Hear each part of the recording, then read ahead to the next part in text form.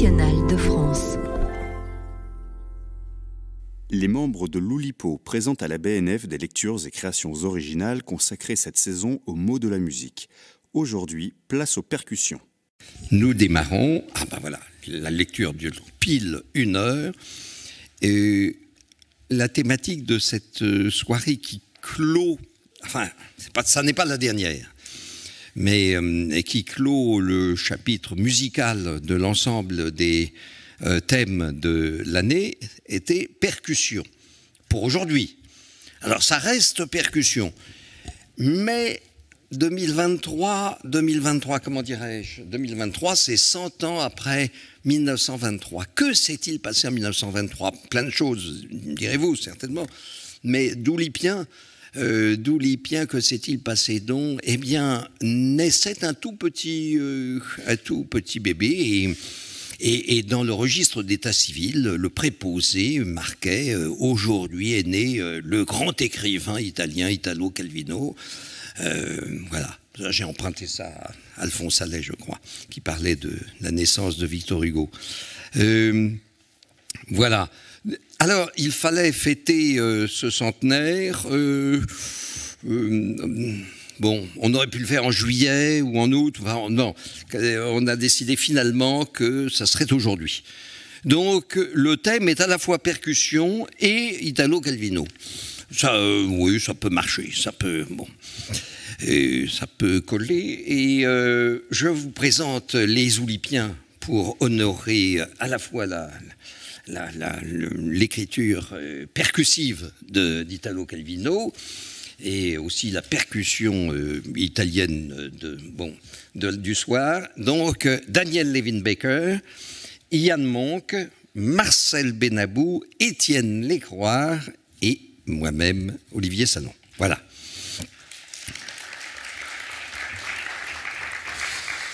Et comment présenter Calvino?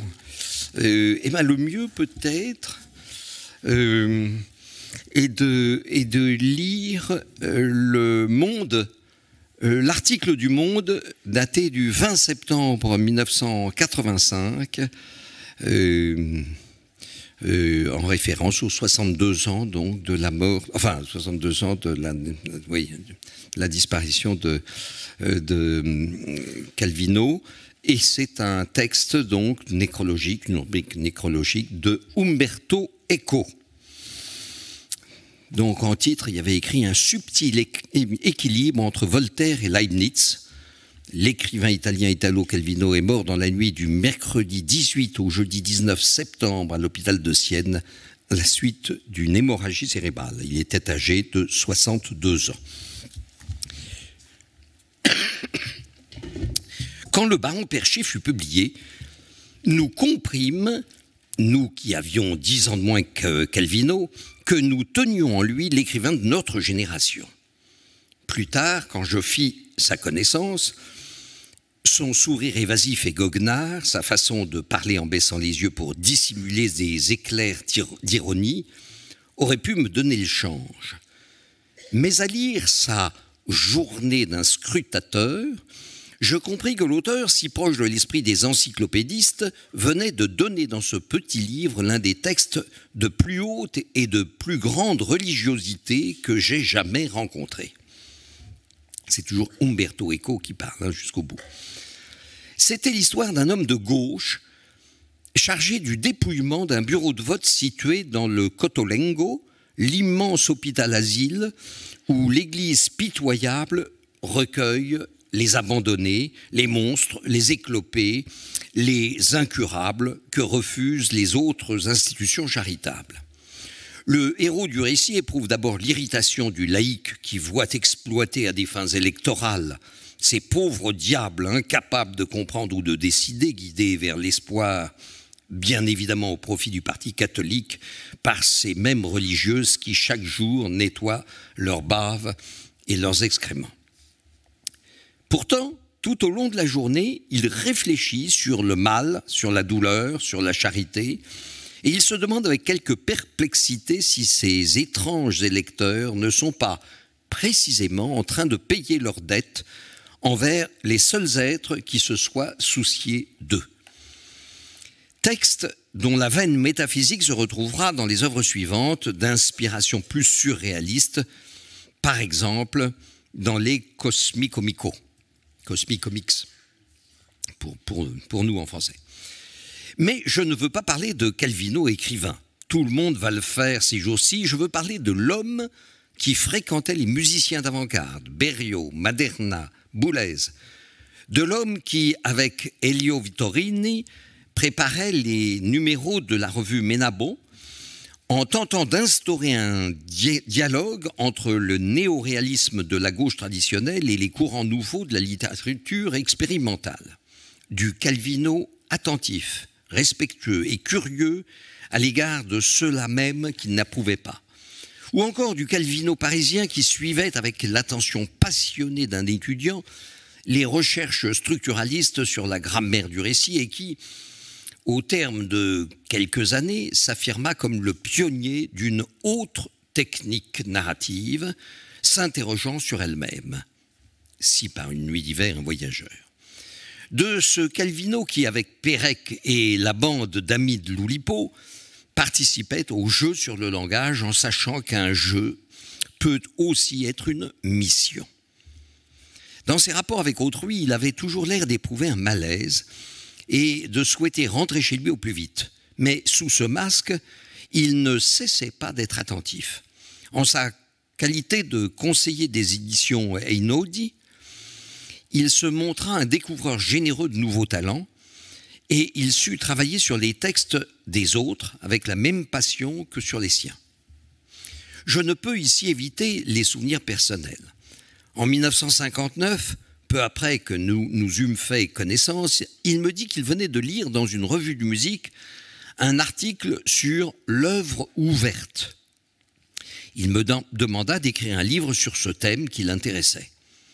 J'écrivis le livre, mais pour des raisons de circonstances, il parut chez un autre éditeur.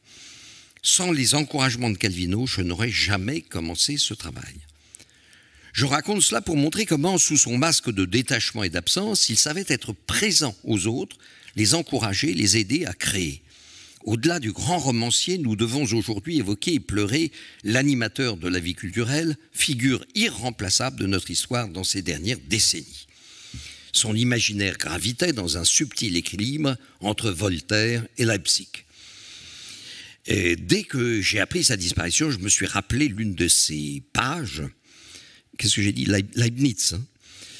Dès que j'ai appris sa disparition, je me suis rappelé l'une de ses pages où il semblait nous parler du passage dans des univers différents. Il s'agit de Temps zéro, l'un de ses récits les plus philosophiques, réflexion sur Zénon d'Élée et sa flèche éternellement immobile. Donc, citation, pour finir l'article. Ce que je me demande, c'est si, vu que de toute façon on doit revenir à ce point, ce ne serait pas pour moi l'occasion de m'arrêter dans l'espace et le temps. À quoi cela sert-il, en effet, de continuer si tôt ou tard, nous devons nous retrouver dans cette même situation. Autant que je m'accorde un repos de quelques dizaines de milliards d'années et laisse le reste de l'univers continuer sa course spatiale et temporelle jusqu'au bout, que j'attende le voyage-retour. Ou bien que je laisse le temps de retourner en arrière pour son compte et qu'ensuite il se rapproche encore, tandis que moi je reste toujours à attendre et voir. Alors si c'est la bonne foi pour me décider à faire le nouveau pas, pour aller donner un coup d'œil à ce qui m'arrivera d'ici une seconde, ou s'il ne me convient pas plutôt de m'arrêter ici définitivement. Voilà.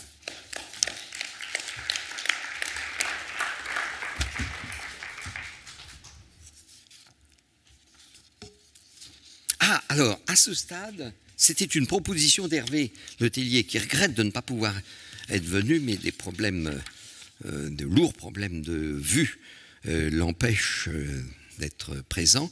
Et alors, il nous a suggéré d'écouter une chanson italienne dont le texte est d'Italo Calvino, une chanson des années 50, que l'on va peut-être voir le temps qu'elle s'affiche à l'écran.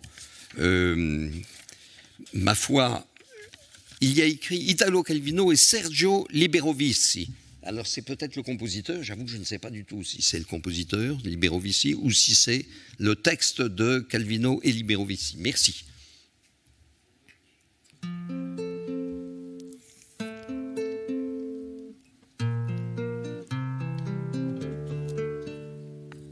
Oh ragazza dalle guance di pesca, oh ragazza dalle guance d'aurora, io spero che a narrarti riesca la mia vita all'età che tu hai ora. Copri fuoco la truppa tedesca, la città dominava, siamo pronti. Chi non vuole chinare la testa, con noi prenda la strada dei monti. Silenziosa sugli aghi di pino, su spinosi ricci di castagna, una squadra nel buio mattino discendeva all'oscura montagna. La speranza è la nostra compagna, assaltar caposaldi i nemici, conquistandoci l'armi in battaglia, scalzi e lacci eppure felici. Avevamo 20 anni oltre il ponte che in mano nemica, vedevamo l'altra riva, la vita, tutto il bene del mondo oltre il ponte, tutto il male avevamo di fronte, tutto il bene avevamo nel cuore. A 20 anni la vita è oltre il ponte, oltre il ponte comincia l'amore.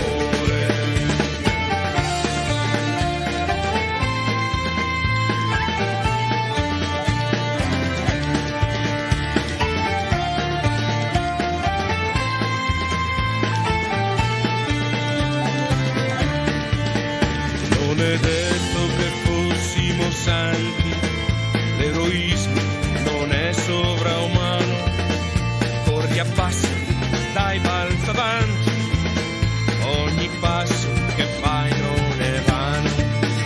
Vedevamo a portata di mano, dietro il tronco, il cespuglio, il canneto, l'avvenire di un mondo più umano, è più giusto, più libero e lieto.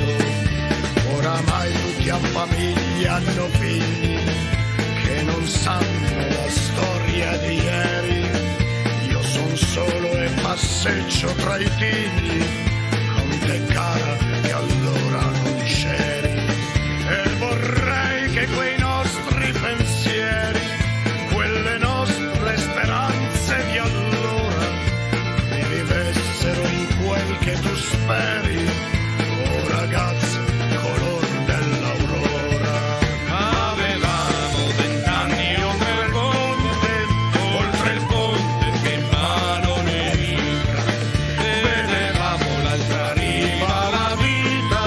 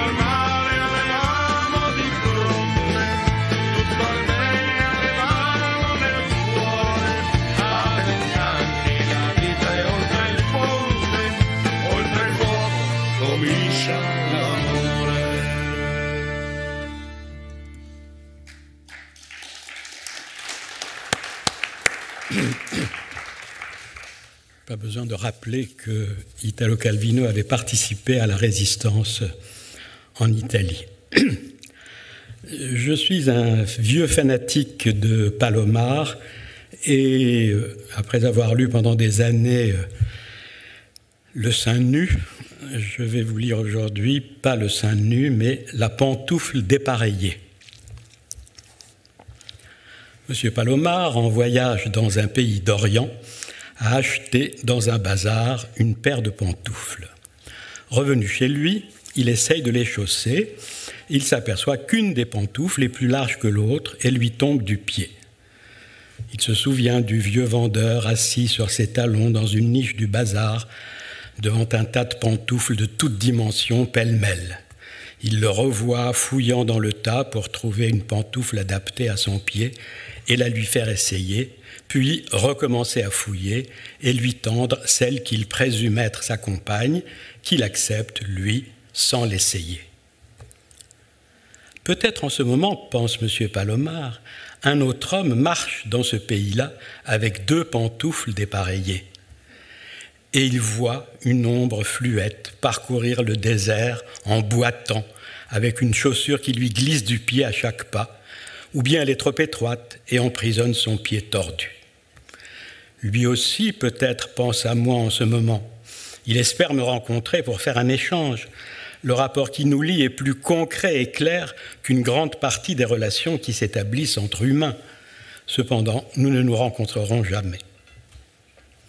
Il décide de continuer à porter ses pantoufles dépareillées par solidarité avec son compagnon de malheur inconnu, afin de maintenir en vie cette complémentarité si rare, ces pas boiteux qui se reflètent de continent à continent. Il s'attarde dans la représentation de ces images, mais il sait qu'elles ne correspondent pas à la vérité. Une avalanche de pantoufles cousues en série réapprovisionne périodiquement le tas du vieux marchand du bazar. Au fond du tas, il restera toujours 2 pantoufles dépareillées, mais tant que le marchand n'aura pas épuisé son stock, et peut-être ne l'épuisera-t-il jamais, et après sa mort, la boutique avec toutes ses marchandises passera à ses héritiers, aux héritiers des héritiers. Il suffira de chercher dans le tas pour trouver toujours une pantoufle à apparier. C'est seulement avec un acheteur aussi distrait que lui qu'une erreur peut se produire, et des siècles peuvent passer avant que les conséquences de cette erreur se répercutent sur un autre visiteur de l'antique bazar. Tout processus de désagrégation de l'ordre du monde est irréversible, mais les effets en sont cachés et retardés par la poussière des grands nombres qui contient des possibilités pratiquement illimitées de symétrie, de combinatoire, d'appariements nouveaux. Et si son erreur n'avait fait qu'effacer une erreur précédente? Si sa distraction avait été porteuse d'ordre et non de désordre? Peut-être, se dit M. Palomar, le marchand savait-il fort bien ce qu'il faisait en me donnant cette pantoufle dépareillée. En me donnant cette pantoufle dépareillée, il a réparé une disparité qui se cachait depuis des siècles dans ce tas transmis depuis des générations dans le bazar. Le compagnon inconnu a boité peut-être à une autre époque. À la symétrie de leurs pas la symétrie de leurs pas se répond non seulement de continent à continent, mais à travers les siècles. M. Palomar ne se sent pas pour autant moins solidaire. Il continue à traîner péniblement les pantoufles pour donner à son ombre un soulagement.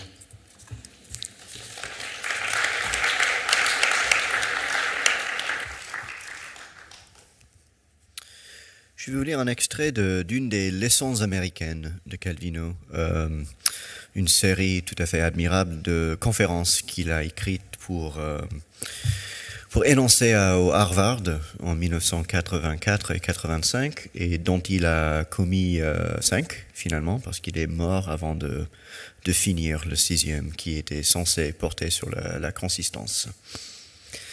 Celle-ci est sur la rapidité, c'est le 2e, et je vais vous en lire des extraits qui portent un peu sur la percussion ou sur le rythme, mais pas plus que ça.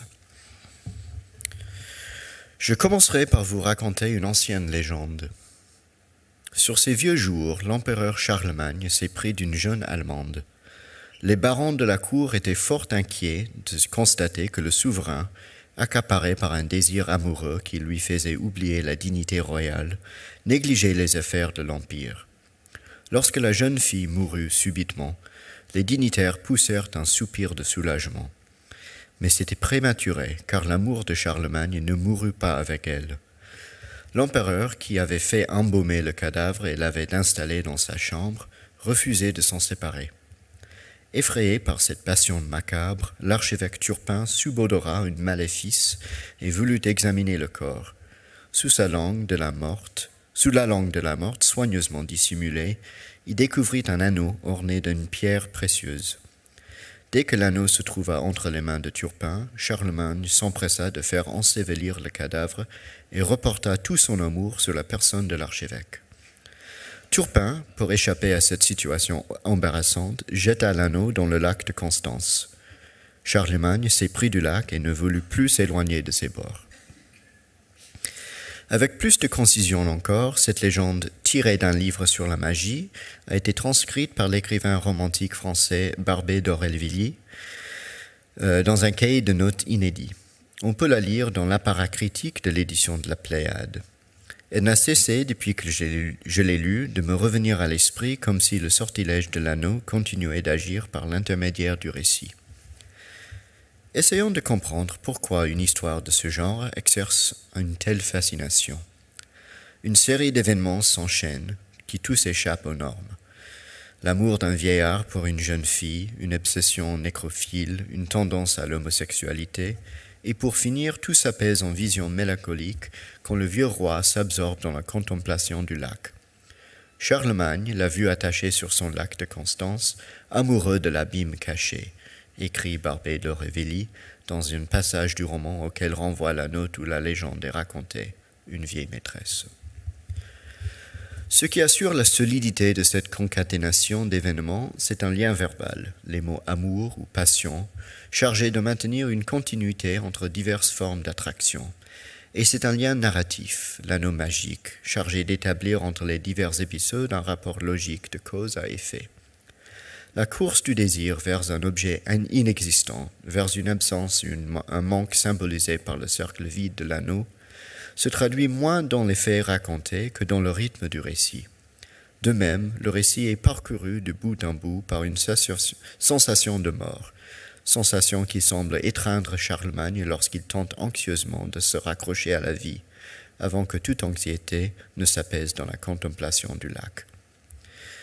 Mais le véritable protagoniste, c'est l'anneau magique, car ce sont les déplacements de l'anneau qui déterminent ceux des personnages, et parce qu'il revient à l'anneau d'établir les rapports qui les unissent. Autour de l'objet magique se forme comme un champ de force, qui est le champ du récit.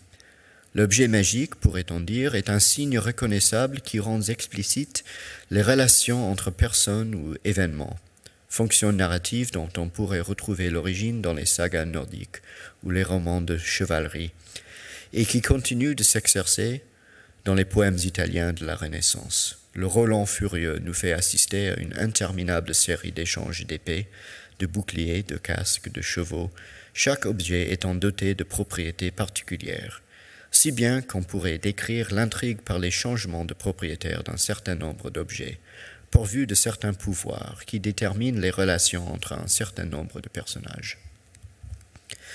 Dans le roman réaliste, l'armée de Montbrun devient une cuvette de barbier, mais sans perdre sens ni importance. De même qu'importe au plus haut point les divers objets que Robinson Crusoe ait sauvés du naufrage, comme ceux qu'il fabrique de ses mains.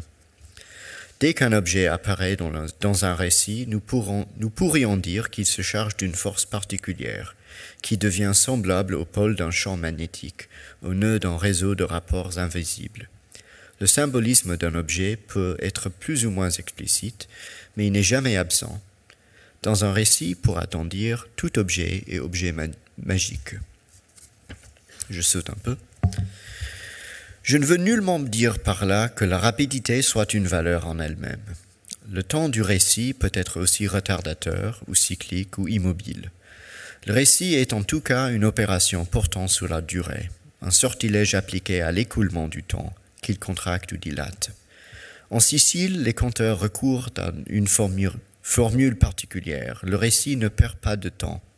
Lorsqu'ils veulent sauter des passages ou indiquer un intervalle de plusieurs mois ou années. La technique de la narration orale, dans la tradition populaire, obéit à des critères fonctionnels. Elle néglige les détails inutiles mais insiste sur les répétitions, par exemple quand le conte présente une série d'obstacles à surmonter. Le plaisir enfantin d'écouter des histoires tient aussi à l'attente de ce qui se répète, situation, énoncé, formule. De même que les rimes scandent le rythme des poèmes et des chansons, de même existent dans les récits en prose des événements qui riment entre eux. Son efficacité narrative, la légende de Charlemagne, l'a droit à la série d'événements qui la composent en se répondant comme autant de rimes dans un poème. Si j'ai éprouvé de l'attirance au cours d'une certaine période de mon activité littéraire pour les folk tales et les fairy tales, ce n'est pas par fidélité à une tradition ethnique, car mes racines se trouvent dans une Italie tout à fait moderne et cosmopolite, ni par nostalgie de mes lectures enfantines. Dans ma famille, un enfant ne devait lire que les livres instructifs et de quelque pertinence scientifique, mais par intérêt pour le style et la structure, pour l'économie de ces récits, comme pour leur rythme et leur logique essentielle.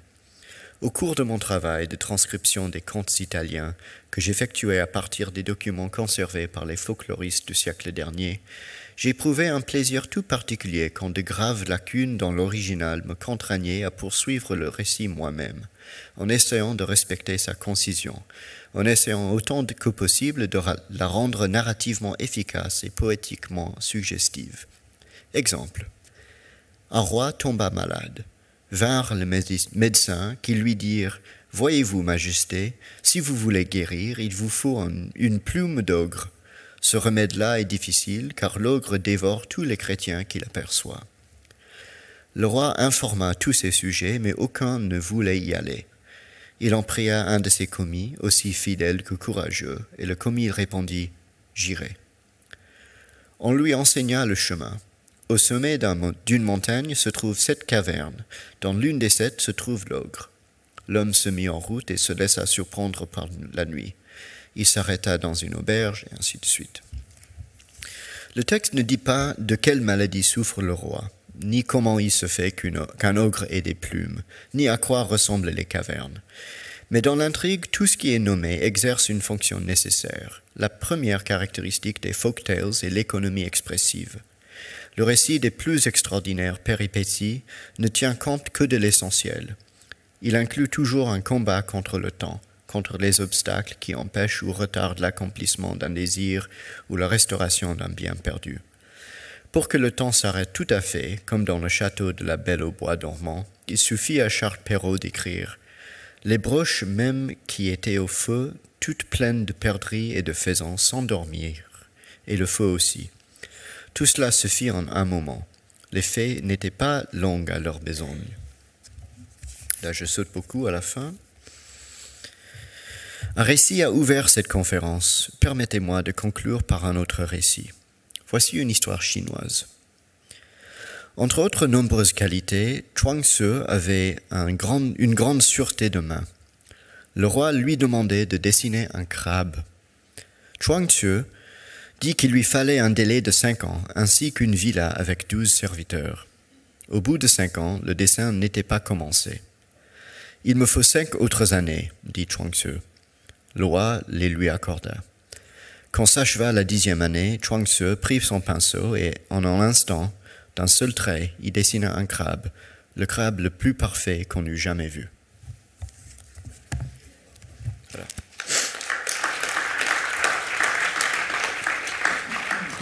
J'ai oublié de vous préciser que c'était la traduction de Yves Hersan. Bon, on arrive à la percussion quand même, parce que c'est pour ça que vous êtes là, non? Bon. Je vais vous lire une morale alimentaire que j'ai écrite il y a des années suite à une commande qui parlait des instruments de musique improvisés. Alors, vaisselle et jardinage.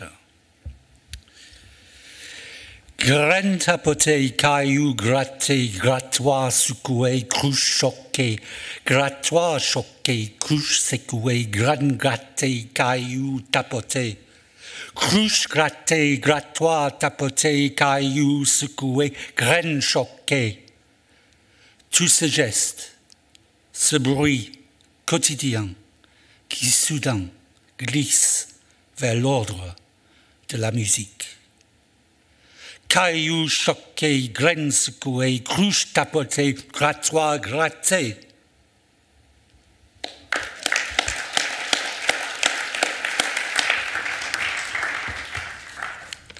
Je l'ai mis à la poubelle en plus. Bon, bref. La morale élémentaire étant une forme inventée par Raymond Queneau, fondée essentiellement sur des juxtapositions de noms et adjectifs, voilà, sans articles, sans prépositions, voilà, avec une petite partie libre qu'on a bien entendu au milieu. Le plein d'apoplexie. Saperlipopette, un texte à écrire sur la percussion. Plouf, plouf, il faudra bien que j'y plonge. Hop là. L'oulipo n'est pas une planque. L'oulipo, c'est comme une pluie de produits. L'oulipo n'est pas la constante de Planck. L'oulipo n'est pas placide. L'oulipo n'est pas souple. L'oulipo est un emploi qui exige des diplômes pluriels. L'oulipo est un emploi qui vous exploite, exigeant des exploits. Bon, je fais semblant de plaisanter, mais plutôt mourir, ai-je d'abord pensé, avec un aussi déplorable sujet qui me faisait pleurer, qui me faisait me cacher au placard, qui me prenait à contre-emploi. J'implorais de l'aide, je suppliais, j'implorais, je ne sais qui, je lançais de plaintives plaintes, pardonnez ce pléonasme redondant, et de lancinantes suppliques, et l'on me répliqua « Aide-toi, le ciel t'aidera », ce qui était un couplet bien trop simple pour me plaire. En plus, je n'avais plus de place dans mon planning pour écrire un texte en plus. Mon planning explosait, il n'y avait plus de souplesse explicite dans mon planning surexploité. Au comble de l'apoplexie, j'étais en pleurs. C'est alors que, plein d'à propos implicites, Gilles Esplosito Farès, qui m'avait écrit me demandant quel était le sujet du jour, le dit Gilles Esplosito Farès me répliqua en m'expliquant qu'il s'agisse de percussion, le peuple ne se plaindra pas si ta plume complète ton plan d'employer plein d'exemples de sons explosifs pour le simple plaisir de plancher et de plonger dans cette exploration pluridisciplinaire. Contemplant cette réplique explicite, cette resplendissante réplique, ça n'a pas fait un pli, je me suis ravisé, j'ai rappliqué, je me suis mis à plancher sur ce thème raplapla. Je supplie, je plie, mais je ne romps point. À m'impliquer avec discipline sur ce thème dans lequel j'ai plongé aussitôt, plouf, avec volupté. Pas plan-plan du tout, pas simple du tout, et plutôt compliqué, en épluchant le dictionnaire du sol au plafond, de la plainte au plafond, un plan plein d'imprévus que j'ai exploré, que j'ai complété en déployant ma panoplie d'idées avec toute la diplomatie possible, périple, que je ne voulais surtout pas assouplir, car je voulais multiplier les pleux, les dire au triple, au quadruple, au centuple, mais bien sûr sans plagiat aucun. J'ai même fini par trouver ça plaisant, même si j'étais au supplice permanent, même si ma plume hésitait, même si j'invoquais Platon, même si je m'imaginais la percussion comme le plancton de l'espace sonore, plancton qui me surplombe et me laisse perplexe, plus perplexe qu'un pauvre poulpe, me faisant songer à ces pamplemousses et à leurs orbites elliptiques que l'on peut contempler à loisir, à l'œil nu ou à travers des lunettes en plexiglas. Ah, voilà, plexiglas et casé, c'était pas simple, de même que le mot contreplaqué que je n'ai finalement pas réussi à placer dans ce abscons sur lequel on devrait faire plancher des disciples en épreuve de philosophie afin que eux me l'expliquent enfin. Attendez, je reviens, mais j'ai perdu mon fil, je suis hébété comme une plante sous la pluie, comme un plombier dont la plupart des outils seraient en plastique. J'ai perdu le fil de la pléiade de percussions, un complot de percussions vieilles comme des diplodocus plissés juste avant leur implosion. Je suis perdu, qu'on me remplace, qu'on me supplante. Bon, eh ben voilà. Quel périple. Ça vous a plu? C'était plaisant, ça? Ça vous a plus plu? Pas trop long, pas trop péplum? Me plébisciterez-vous? Était-ce trop simple? Était-ce un exploit à applaudir amplement de mains multiples? M'adresserez-vous un complaisant compliment? Planterez-vous un peuplier en hommage à cette apoplectique lecture? Êtes-vous bien ébobie comme la pointe? Ou bien, au contraire, je plaide coupable, me prendrez-vous pour un plouc empli d'aplomb, et tout juste bon à ce qu'on lui implante un plumeau sur le crâne déplumé, afin que le peuple exhibe ce crâne aplatibulaire, plein de platitudes et qui palpite abondamment, ce crâne de plumitif déplaisant d'ectoplasme à emplir de plomb fondu ou de plâtre, avant de l'enfermer entre 4 planches de peuplier et de le mettre aux épluchures. Bon, comme dirait Monquenot, voici en supplément la citation exacte avant mon plagiat dans la bouche de Gabriel dans Zazie dans le métro. Il n'y a pas que la rigolade, il y a l'art. Il y a aussi l'art. Maxime que je plagie ici, pardonnez-moi si je simplifie, car il faut toujours simplifier, comme nous disait le bon Georges Plérec. Il n'y a pas que l'exploit, il y a aussi le plaisir.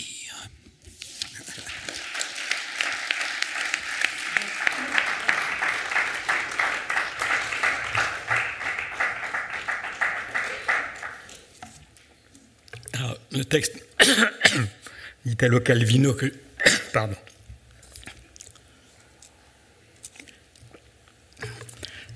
Est intitulé « Se mordre la langue ». À une époque et dans un pays où tout le monde se met en quatre pour proclamer ses opinions ou ses jugements, M. Palomar a pris l'habitude de se mordre 3 fois la langue avant d'affirmer quoi que ce soit. Si à la 3e fois, il est encore convaincu de ce qu'il allait dire, il le dit. Sinon, il se tait. De fait, il passe des semaines et des mois entiers en silence. Les bonnes occasions pour se taire ne manquent jamais, mais il arrive aussi, rarement, que M. Palomar regrette de ne pas avoir énoncé quelque chose qu'il aurait pu dire en temps opportun. Il s'aperçoit que les faits ont confirmé ce qu'il pensait et que, s'il avait alors exprimé sa pensée, peut-être aurait-il eu quelque influence, aussi petite soit-elle, sur ce qui est arrivé. Dans ce cas, son esprit est partagé entre la satisfaction d'avoir pensé juste et un sentiment de culpabilité pour son excessive discrétion. Ces sentiments sont l'un et l'autre si forts qu'il est tenté de les traduire en mots. Mais après s'être mordu la langue 3 fois, et même 6 fois, il a la conviction de n'avoir là aucun motif, ni d'orgueil, ni de remords. Avoir pensé avec justesse n'est pas un mérite. Statistiquement, il est presque inévitable que, parmi les nombreuses idées fausses, confuses ou banales qui se présentent à l'esprit, il y en ait quelques-unes qui soient perspicaces ou parfois même géniales. Et comme elles lui sont venues à l'esprit, il pense aux autres, il peut être certain qu'elles seront venues aussi à l'esprit de quelqu'un d'autre. Plus controversé est le jugement qu'il porte sur le fait de n'avoir pas manifesté sa pensée. En ces temps de silence général, se conformer au silence du plus grand nombre est certainement coupable. Mais en des temps où tout le monde en dit trop, l'important n'est pas tant de dire des choses justes, ce qui, de toute façon, se perdrait dans l'inondation des paroles, que de les dire en partant de prémices et en déduisant des conséquences qui donnent à la chose dite une valeur maximale. Mais alors, si la valeur d'une affirmation particulière réside dans la continuité et la cohérence du discours où elle se trouve placée, le choix possible est seulement entre parler continuellement et ne jamais parler. Dans le premier cas, M. Palomar révélerait que sa pensée ne procède pas en ligne droite, mais en zigzag, à travers des oscillations, des démentis, des corrections, au milieu de quoi se perdrait la justesse de son affirmation. Quant au second terme de l'alternative, il implique un art du silence encore plus difficile que l'art de parler. En effet, même le silence peut être considéré comme un discours en tant que refus de l'usage que d'autres font de la parole. Mais le sens de ce silence-discours réside dans ses interruptions, c'est-à-dire en ce que, de temps en temps, on dit et qui donne un sens à ce que l'on sait, à ce que l'on tait. Ou mieux, un silence peut servir à exclure certaines paroles, ou bien à les garder en réserve pour qu'elles puissent être employées à une meilleure occasion. Tout comme une parole dite maintenant peut en économiser 100 demain, ou bien obliger à en dire 1000 autres. Chaque fois que je me mords la langue, conclut mentalement M. Palomar, je dois penser non seulement à ce que je vais dire ou ne pas dire, mais à tout ce qui, si je le dis ou ne le dis pas, sera dit ou ne sera pas dit par moi ou par d'autres. Ayant formulé cette pensée, il se mord la langue et fait silence.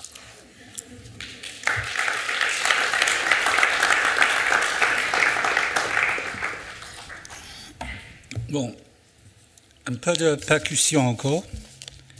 Cette fois-ci écrit spécialement pour ce soir. C'est un quenum. Je ne vais pas essayer de vous expliquer de quoi il s'agit comme forme, sauf pour vous dire qu'il existe un fascicule de la bibliothèque ulypienne qui présente la forme, donc je vous conseille de l'acheter. Le vibraphone sonne sur les 4 marteaux, comme moi qui vous cause, sur mes 4 marteaux d'amour, d'ennui, de fric, de mort, qui tintent si bien ensemble, qui remplissent toute la pièce d'une sorte d'harmonie. Puis sortant de l'harmonie, le xylophone cloque comme 4 marteaux, qui remplissent toute seule cette pièce, avec une violence sans cause, tirant tout ensemble mes 4 marteaux d'amour, d'ennui, de fric, de mort. Se promenant vers la mort, puis sortant de l'harmonie, tirant tout ensemble, la vie est une suite de marteaux ayant une violence qui cause, écrite pièce par pièce, défaite, pièce par pièce, se prolongeant vers la mort, en cause et en cause, un bruit sans harmonie. Le vide est une suite de marteaux, joués chaque fois par un nouvel ensemble. Jouons chacun avec ce nouvel ensemble, alors que dans cette pièce, c'est une pluie de marteaux qui plie la mort, l'ennui, le fric, la mort, un bruit sans harmonie, en cause et en cause, comme moi qui vous cause, qui me tient si bien ensemble, dans une sorte d'harmonie, alors que dans cette pièce, ça pue l'amour, l'ennui, le fric, la mort, sous une pluie de marteaux.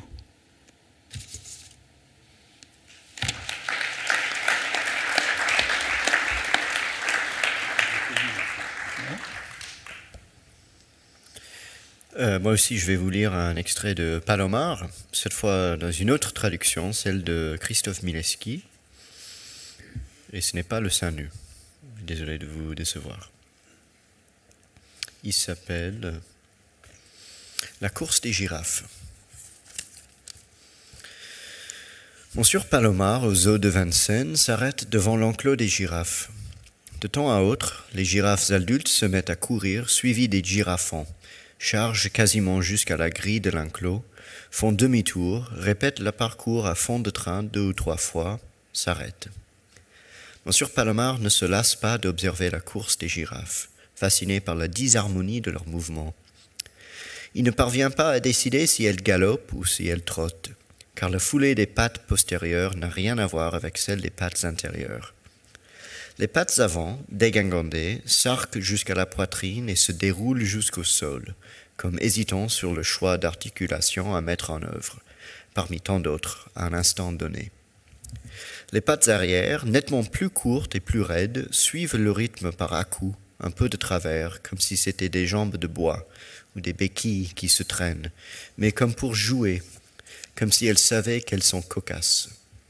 Cependant que le cou tendu en avant ondoie de haut en bas, tel le bras d'une grue, sans que l'on puisse établir un rapport entre ce mouvement et ceux des pattes. D'autre part, on note aussi un sursaut de la croupe, mais dans ce cas, il ne s'agit que du mouvement du cou qui fait levier sur le reste de la colonne vertébrale. La girafe fait penser à un mécanisme construit par assemblage de pièces provenant de machines hétérogènes, mais qui cependant fonctionne parfaitement.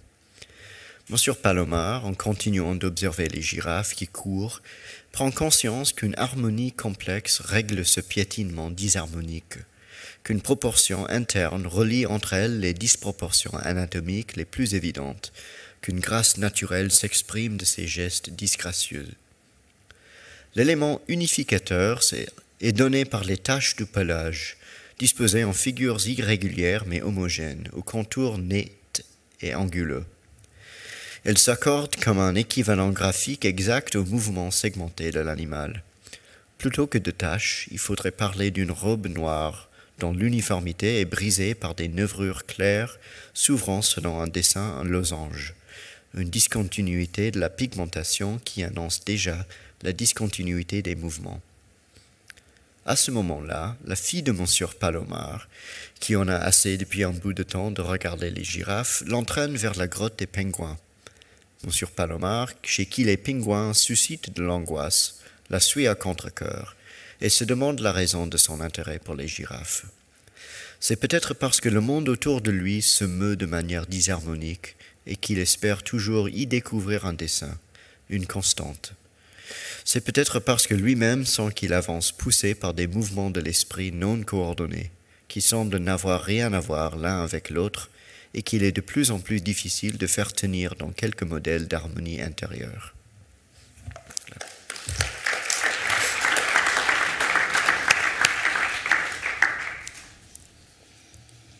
Dans les années 60, Georges Perec avait inventé un petit jeu qu'il appelait le petit abécédaire illustré. Je crois qu'il proposait ça sous forme pour ses cartes de vœux, il me semble. C'est ça. Et donc, alors plutôt que vous expliquer ce que c'est, je vais vous montrer, mais certains d'entre vous, j'imagine, très bien connaissent tout à fait ça. C'était des petits textes comme ça. Donc, ce n'était pas du tout illustré, hein, mais je vais le faire après, je vais les illustrer. Et des petits textes dans lesquels il fallait trouver un petit truc qui reprenait la forme A, E, I, O, U.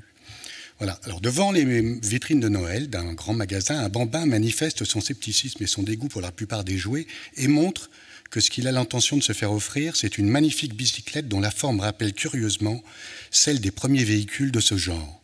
Et donc là, il fallait chercher à partir de ça. Et la réponse, c'était ba, bé, bi, bo, bibo, bu. Le but. Voilà. Un autre exemple, alors là, encore plus clair. Dans un salon, des dames papotent au sujet de l'adultère. Et donc, ça donne... On peut le laisser deviner, oui. C'est dans la suite. Ba, bu, bi, bo, bu. Caquet. Caquet, qui cocu. Voilà. Donc ça, il l'a fait jusqu'au bout de l'alphabet, oui, à peu près. Caque, qui cocu, da de di dodo, etc. Et Italo Calvino, à sa suite, a fait des variantes en italien. Alors Italo Calvino, alors je peux vous les montrer. Voilà, en voilà quelques-unes. Et on voit que Italo Calvino, il a fait des variantes par rapport à ce que faisait Georges Perec, qui lui, il a fait des sortes de diphtongues, parce qu'il disait en italien, c'est un peu plus difficile de faire bab, bibobu, etc. Surtout qu'il y a très peu de mots en U, si je ne m'abuse, en italien. Donc, il a fait des gia, jo, ji, jo, ju, des glia, glio, glio, glu. Je ne vais pas le lire en italien parce que je ne parle pas l'italien. Gna, gnoni, gnonu.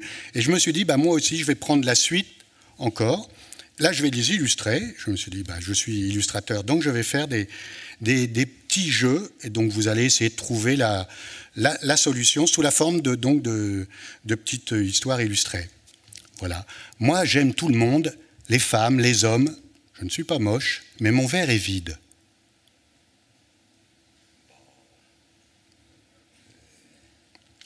Oh, il est facile celui-là, non? Il ne faut jamais dire. Hein? On sent qu'il y a du bi, du beau et bi, du bu. oui, voilà, oui. C'est un bab, bab et bi, beau, bu. Il a bu. Ah, baby, oui, bab et bi, beau, bu. Bab et bi, beau, bu. Allez, un autre. Celui-là est très facile. Papé Pipo. Ah oui, mais ils sont mauvais. Ils sont mauvais, oui. Ah oui, ils sont mauvais. Donc, Papé Pipo, pu. Voilà. Ça, alors, Georges Perec ne l'a pas fait. Il en a fait une autre variante avec Papé Pipo. Mais ce n'était pas tout à fait la même. C'est Pidouze, non? Oui, je sais pas. Il me semble, oui, je le reconnais. Alors, donc un petit garçon dans une animalerie, on va dire. Et monsieur Toé des bêtes à capas patogos. Ah oui, totu, oui. T'as tes petites totus? Ça marche. Oui. Alors j'en ai fait donc un peu plus sophistiqués. Non, celle-là est encore simple. Eh bien, ils sont en sueur, ces nigauds. Hein? Non? Ça, c'est 6 au su. Ben voilà, heureusement qu'il ça, c'est 6 au su. Ça, c'est facile. Alors voilà, donc j'ai creusé un peu le truc. Là, ça va devenir un peu plus compliqué. Je vis à la rue entre ces murs ternes et graisseux, avec pour seul soutien ce rhum chaud. Le rhum chaud, grog. Ouais, je pense qu'il y en a qui l'ont là. Gras, grès-gris, grog, rue. Voilà, gras, grès-gris, grog, rue. Ah oui, quand même, ça marche. Un homme, donc, qui lit un livre de San Antonio, pardon. T'es qu'un gros tas d'ordures, Bérurier, parfaitement d'ordures. D'art, de... vous l'avez, d'art, d'ordure, allez, d'art, d'ordure, d'ordure. D'art, d'ordure. Ça ressemble un peu, hein, Frédéric? Oui, il y a un petit peu de ah, d'art, si, un si. petit peu. Physiquement, je veux dire. Alors, en espagnol, enfin, je suis obligé parce que Chicho, c'est un surnom espagnol. Je crois que c'est la mèche. Je ne parle pas espagnol. Hein. Pardon? Oh, bah oui, il a trouvé déjà. ¿Qué le pasó a tu gato, Chicho? Alain? Chat, chez Chicho, chu. Il est tombé, quoi. Oui. Chat chez Chicho, chu. Oui, alors je me permets ce truc et. Oui, oui. Mais comme faisait Pérec. Hein. Non, c'est un chat, non, avec les oreilles. Oui, enfin, il pourrait. Il y en a qui cherchent la petite bête. Alors, va-t'en, papa, t'es le plus absolu cochon que je connaisse. Par père. Par père. Pire porc. Pire porc, pur. Pur. Par père, pire porc pur. Oui. Ça marche. You're so young, Jeanne, and it's the beginning of summer. Jeanne, June. Jeanne, ouais, en June, on a June, ouais. Oui, June. Alors Jeanne. Jeune. Jeune, young. Oui. Allez, la couleur de son pantalon, allez. Ah, oui, oui. J'ai une jaune June. Voilà. Je l'ai fait un peu plus jaune, le jean. Un homme qui s'est pris une tarte à la crème. Ça m'a fait mal, je suis furieux et j'ai très très faim maintenant. Crime. Non. Non. Il y a quelqu'un qui commençait bien. Oui. Torture, oui. Torture. Tarte, Bon, allez, on y va. Tarte. Ah. Ir, colère, torture. Tarte, torture. On l'accepte? Elle est validée? Oui. Allez. Eh, mais c'est mon chandail, dit cet homme. Oups, désolé, Paul. Ouais, vous avez la fin, ouais. Bon, allez, on y va. Pâle, Peul. Peul, c'est une peule, elle est peule, cette femme. Oui. Elle est pâle aussi, vous avez vu comme elle est pâle. Pâle, peul, pile, Paul, pull. Allez, un dernier, là, j'ai rien mis du tout. Une scène chevaleresque, un combat comme ça. Basique. Bah oui. Voilà. A, E, I, O, U. Et voilà, c'est fini.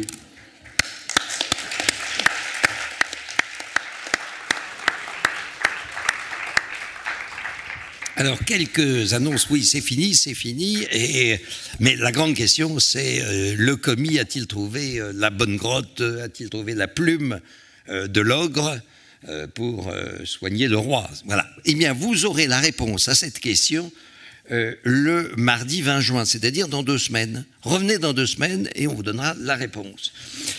Pourquoi? Parce que le 20 juin, c'est une date supplémentaire. C'est une lecture de l'Oulipo qui ne ressemblera pas aux autres lectures. Le 20 juin, dans 2 semaines exactement, de 19h à 20h, nous présenterons un film tourné par 5 Oulipiens, dont pas mal présents ici, Étienne, Lécroire, Daniel Levin-Becker, il va nous manquer Eduardo Berti, Jacques Jouet et moi, en région PACA. Chaque film dure à peu près 12 minutes, le total fait 60, 20 ou 58, donc on commencera très à l'heure, voire à -5, parce que nous recevrons la réalisatrice Valérie Simonet juste après, on aura quelques minutes d'échange, voilà. Donc rendez-vous dans 2 semaines à 7h, à 18h55. Bien, je signale que le vendredi 16 juin, de 19h30 à 20h30, carte blanche à Hervé Letellier à la Sorbonne. Vendredi 16 juin, 19h30. À l'amphithéâtre Guizot, auteurs invités Grégoire Bouillet, Pascal Fioretto, qui a pastiché l'anomalie. Voilà, voyage dans l'œuvre d'un écrivain à travers ses textes et ceux de Gary, Hugo, Borges, Calvino, etc. Nous dit le flyer. Très bien. Ça, c'est le 16 juin. Le 20 juin, vous revenez ici. Du 10 au 14 juillet, vous êtes à Bourges, n'est-ce pas, pour les récréations de Bourges, animées par 4 Oulipiens, dont Yann Monck, ici présent, et d'autres. Si ça vous fait trop en juillet, eh bien... non, ça vous fait évidemment pas trop, puisque vous serez du 24 au 30 juillet au colloque de Cerisy, car le colloque de Cerisy-la-Salle a pour titre Oulipo Génération. Donc vous serez dans le bain, bien sûr, du 24 au 30 juillet, et une fois que vous êtes à Cerisy-la-Salle, vous n'êtes qu'à 10 km 20 km à peine de Pirou. Et vous enchaînez directement avec le festival Pirouésie qui aura lieu du 31 juillet, même 30 si vous voulez, au 4 août. Inscrivez-vous, pirouésie.net. Vous avez tout le formulaire d'inscription sur pirouésie.net. Ils s'inquiètent, ils m'ont dit là-bas. Ils s'inquiètent parce qu'ils savent que les gens s'inscrivent à la dernière minute, mais eux, c'est difficile de faire tout un planning avec des animations et des spectacles tous les jours. Voilà. Je signale, l'Oulipo par la bande, c'est en vente, ça fait fureur, c'est Étienne Lecroix. Et pour inaugurer la nouvelle caméra, j'ai l'impression qu'elle est magnifique, Fiat Lux, Fiat Lumix, ah bon, il faut la tourner, oui, voilà. Et inaugurons ça, et je montre une vieille chose, mais exceptionnelle, du même Lecroix, qui s'appelle Vanité. Vanité, je le montre, c'était juste pour inaugurer la caméra, et regardez En fait, il y a une espèce de résolution, on a des petites planches comme ça, et puis si on les met bout à bout, ça fait ça. Voilà, ce mot magnifique, vanité. Vanité, je crois que j'ai à peu près tout dit, et il est 20h00, donc on s'arrête là. On s'arrête là, rendez-vous dans 2 semaines, merci à vous.